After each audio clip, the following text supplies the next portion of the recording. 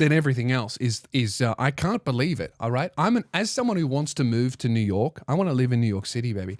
I can't believe that there was just a communist revolution that happened there, and they've just killed all of the rich people by electing a communist and even worse, a Muslim mayor, and even worse, Indian.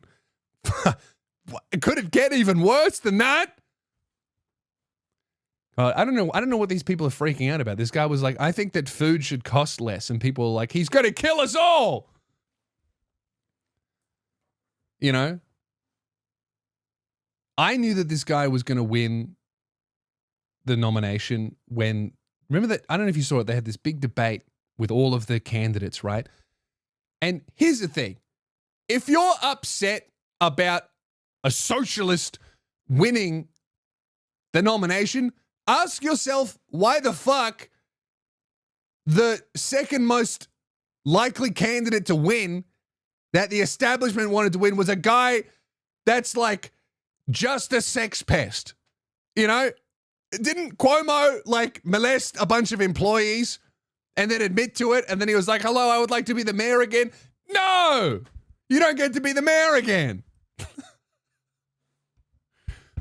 If you're worried, if you're wondering why radical extremists keep winning elections, it's because they're running against rapists. You know, like it's not the person that I want to vote for. But then, you know, you look at the presidential election and you're thinking, well, maybe it's a winning strategy. I don't know. I'm not an expert in American politics, but what I do know is that I think this is what won him the election. Bear in mind, this is for mayor, right? He wants to be the mayor, and he hasn't won the election. He won the nomination, so he could win. He probably will become the mayor, right? But he's up with all of the other likely candidates, and they're on a debate stage. And one of the questions for a mayor of a city is, what would your first foreign visit be? I'm sorry. Why is a mayor of a city doing foreign visits to countries, other countries? He's a fucking local politician. Sure, New York City, very, very big city, but it is still a city, and he is a mayor. Why the fuck do you want your mayor making visits to even another state? Unless it was to do some deal with the governor, right? And every single likely candidate that was like a contender, right? The people that were like wild cards had varying answers, but every likely contender said Israel, right? I'm going to go to Israel. I'm going to go to Israel. I'm going to go to Israel. Why? What the fuck does that have to do with, do we have enough garbage bins to put the rubbish in? Right? And then they ask him, Mamdani, and he goes, I would stay in New York. And I'm like, oh, he's going to win. Because if I live in New York, I don't give a fuck what's going on in Indonesia. All right? Sure, let the president go to Indonesia to do foreign policy, or to Japan or Israel or whatever. That's fine. Why the fuck is my mayor going to Israel? Does every mayor of every fucking town do that? Could you imagine if the local mayor of Frankston was like, all right, thanks so much for voting me in. I'm getting on a plane to Israel to make a... Like, what the fuck? I'm sorry. I want to make sure that homeless people aren't on the streets dying in the cold in winter in Frankston. Why is the mayor going to Israel?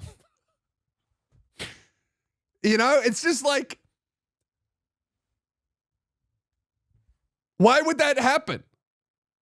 What purpose does that serve the person that's voting you in as a local representative? If you're like a higher up politician in charge of a state, maybe. Even then, a state, probably not. Like fucking, they have foreign ministers for policy and for visits and diplomats that are explicitly to do that. Why would the mayor or the leader of a state do that? President, different. Sure, absolutely. Vice president, go for it. Other than that, Why would my local representative go to a foreign country that doesn't give a fuck about my, like, I don't think Bibi Netanyahu cares about Frankston. You know what I mean? And as we know, Frankston is a city that's very comparable to New York. Or at least it was until New York was taken over by terrorists. Communist terrorists. But then he goes, yeah, I'm not going to go anywhere. I'm going to stay in New York. And they go, oh, so you think that Israel should be nuked by Hamas? And he's like, do you think that Israel has a right to exist? I'm sorry, what does this have to do with the local government policies of my area? What does this have to do with the rat problem in New York? What does this have to do with affordable living in the biggest city in the world? What the fuck does that have to do with anything? That's not his job.